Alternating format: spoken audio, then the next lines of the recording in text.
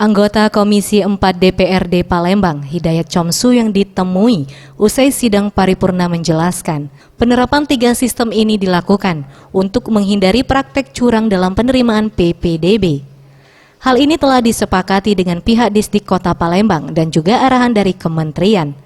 Untuk persentasenya sendiri, 40% zonasi penuh, 5% untuk prestasi, dan 5% untuk pindahan, serta 50% itu tes kompetisi akademik.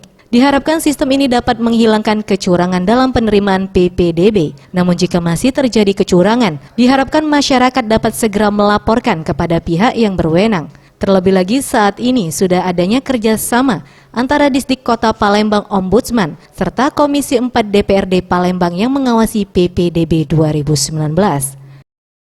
Nah, dari 3 sistem itu telah diatur oleh Kementerian Pendidikan. Nah, dalam kesempatan ini kami yakin dan percaya untuk sistem penerimaan siswa baru baik itu SMP maupun SMA dengan adanya sistem yang sudah dibentuk sudah diturunkan oleh kementerian, kami yakin dan percaya itu akan clear. Tim Liputan Sriwijaya TV.